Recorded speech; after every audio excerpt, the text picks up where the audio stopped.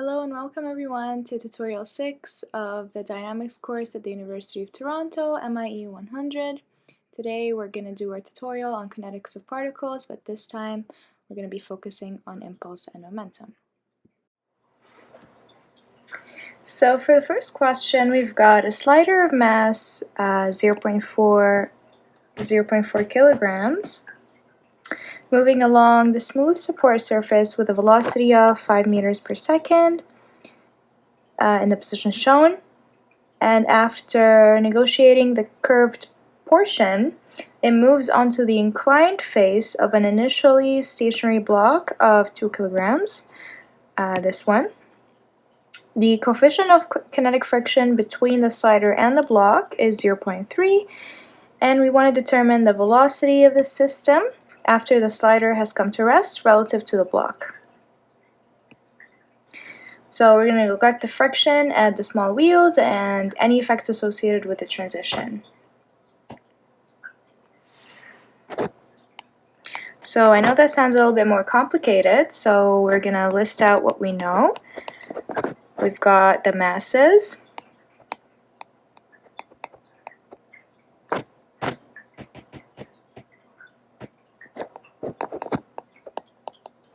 and we have the initial velocity of m1, and the kinetic friction between them, and we want to find v dash, which is the velocity of the whole system after the slider has come to rest. So first thing we're going to do is we're going to find the speed of the slider as it moves onto the block over here. So speed of the slider, v2, as it moves onto the block.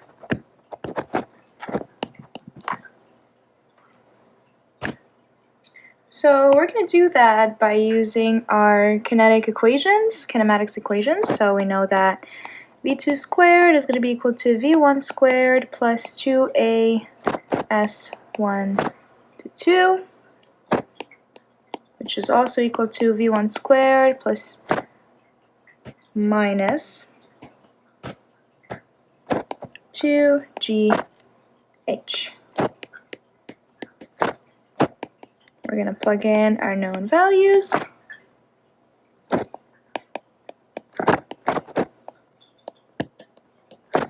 And from that we can get v2 is equal to 3.9 meters per second. So this v2 is the velocity of which our mass m1 starts entering or getting onto block m2. So the velocity over here. So we want to find v dash, which is not equal to v2. It's when the block comes to a rest. Now, how are we going to do that? To do that, we're going to use the conservation of linear momentum. What is that? So, for impulse and momentum, we've got the sum of forces equals to g dot, where g is equal to mv. G here is linear momentum.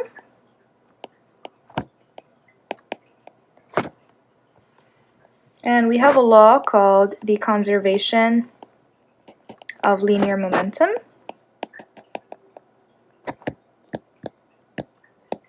where in any given system, the sum of moments is equal to 0, or g1 is equal to g2. So therefore, using this new rule we know, we're going to do the conservation of the system, linear momentum, and the x direction.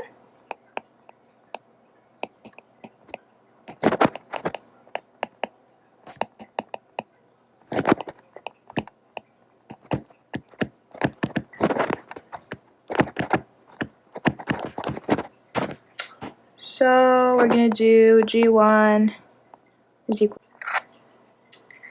So for our G1, we're going to consider M1 V1 cosine 20. Sorry, M1 V2 cosine 20, because we've got an angle 20 here of 20 degrees. And we want to consider our G2 as the whole system once our slider comes to a rest over here. So that's going to be M1 plus M2 multiplied by our V dash. And then we're going to plug in our known values, which is 0.4 multiplied by 3.9 cosine 20 equals to 0.4 plus 2 multiplied by our V dash to get a final answer of 0.61 meters per second.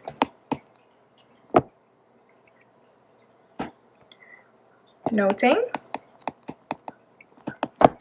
that the value of the kinetic friction is actually irrelevant.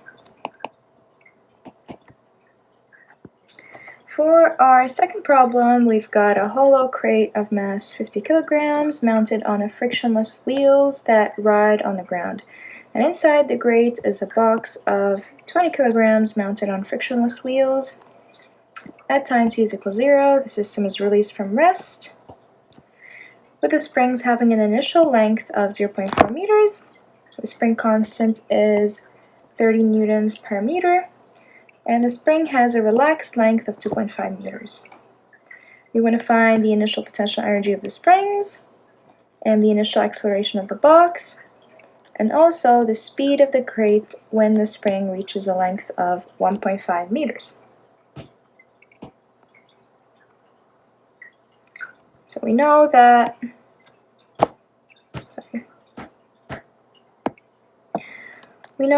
this surface is smooth, this surface is also smooth, this is K, or spring constant, MC, and let's call this MB, and the length of the spring. So our MC is 50 kilograms, our MB is 20 kilograms, and at t is equal to 0, the length of the spring is 0.4 meters.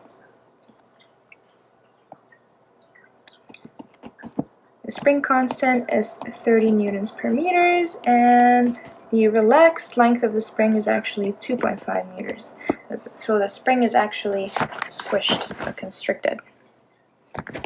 For part A, we want to find potential energy of the spring initially. And since we already know the equation for the elastic potential energy, it's half k x squared, half k L naught minus L1 squared. We're going to plug in our known values.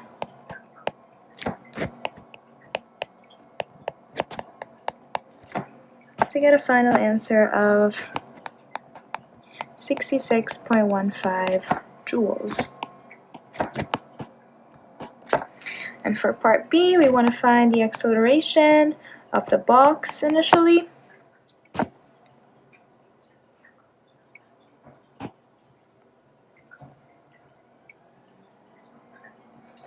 So if we say that the spring is causing a force here, Fs, then we know that the sum of forces in the x direction is going to be equal to MAX.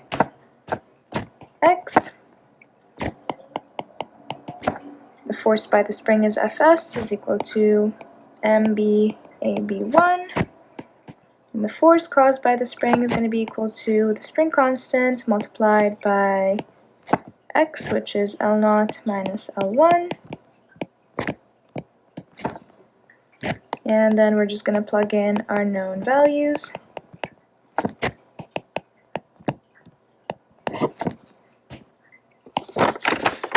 To get a final answer of 3.15 meters per second squared.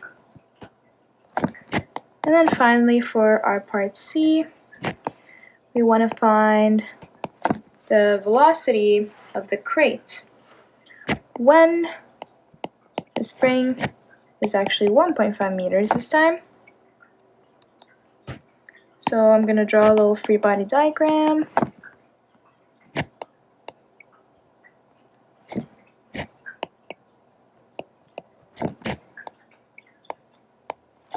If the crate is moving this way with a velocity of vc, and the box is moving this way with a velocity of vb, first thing we need to do is the energy conservation.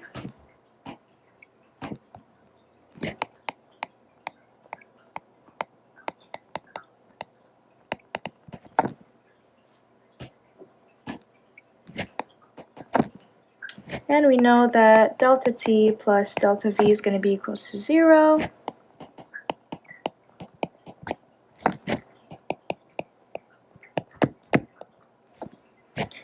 And t1 is going to be equals to 0 because at t is equal to 0, v1 is also equals to 0 because it starts from rest.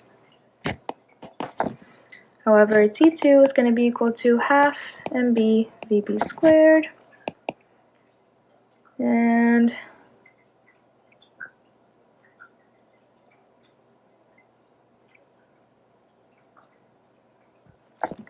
half mc vc squared. This is t2. And then we're going to add our ve2. So half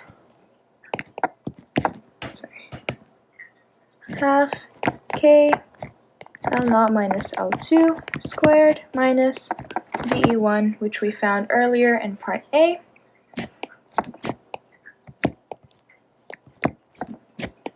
And now we're just going to plug in our known values.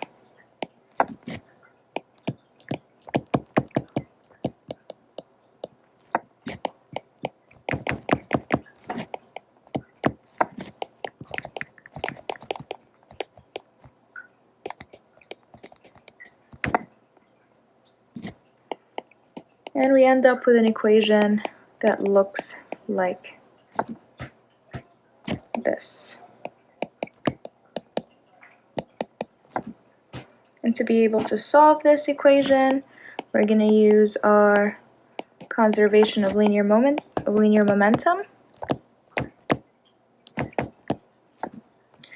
And since we know that g1 is going to be equal to g2, and the sum of m1 and v1 is going to be equal to the sum of m2 v2, as we know that v1 is going to be equal to 0 because it starts from rest. So our sum of m2 and v2 is going to be equal to mb vb minus mc vc. Sorry.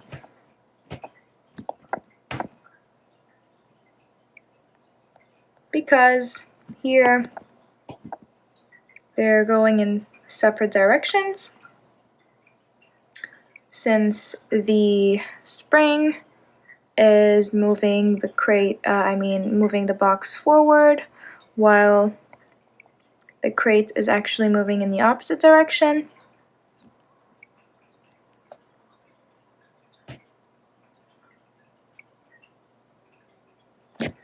So if you plug in our known values, we get a relationship between VC and VB. And then we plug it in back into our equation over here.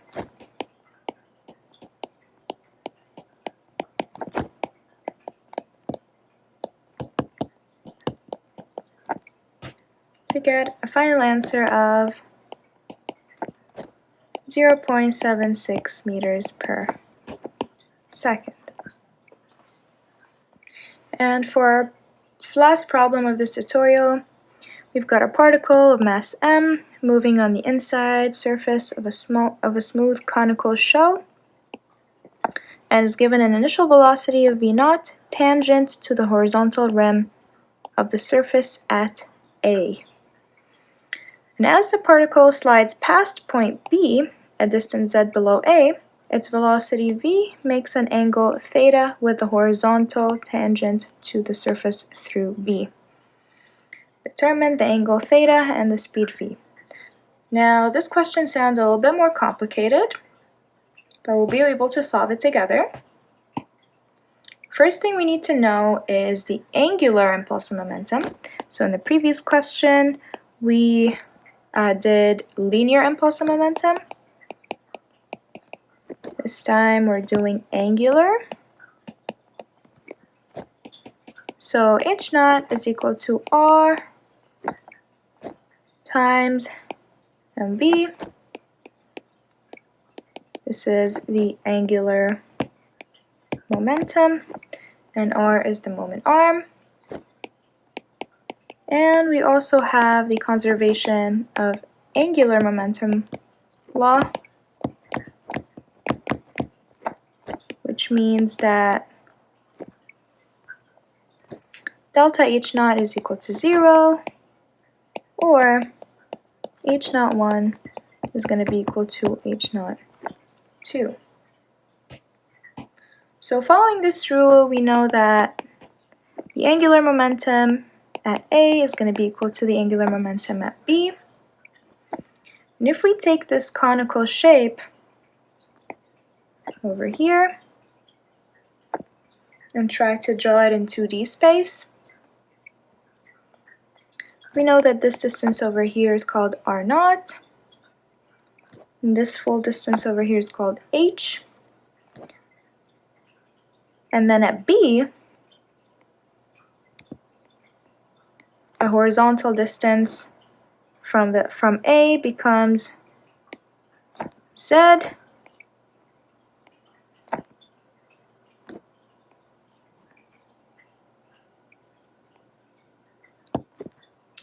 and the vertical distance becomes, let's call it r. So there's a relationship here because of the similar triangles. We know that r0 over h is going to be equal to r over h minus z, because that's the distance over here. And if we rearrange it, we get an expression for r, which is r0 minus r0 z over h. This is just to simplify what's happening between A and B in the conical shell. And then, if we use our conservation of angular momentum equation here, we know that m v0 multiplied by r0 is going to be equal to m v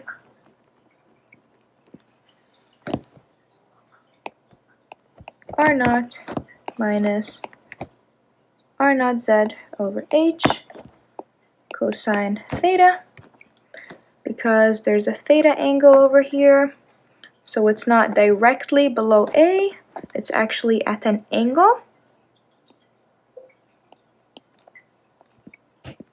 And remember, we want to find our theta, and we also want to find our final v, final velocity.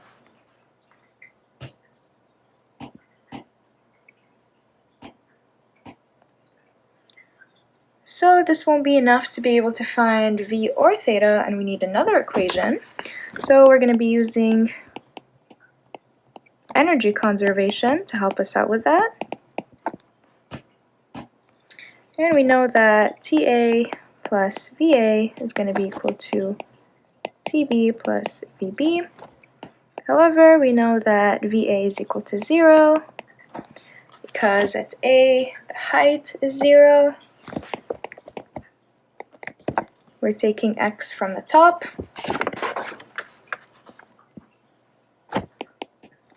Equation for TA is going to be half mv0 squared, and for TB it's going to be half mv squared, and for VB it's going to be minus mgz. And from that we can get a value for V, or an expression for V, which is equal to V0 squared plus 2gz all under the square root. Now that we've got an expression for V, we can plug that into our equation over here.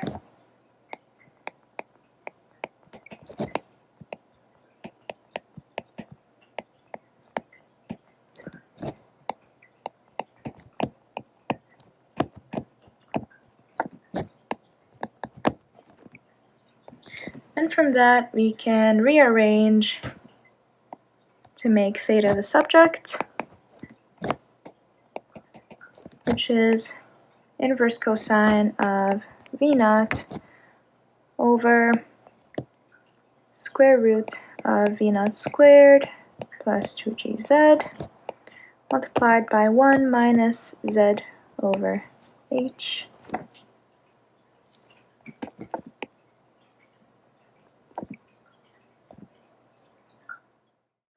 Thank you for watching this tutorial. If you have any questions or concerns about any of the problems, don't hesitate to leave a comment in the comment section below, or shoot me an email at noor.dowidar@mail.utoronto.ca.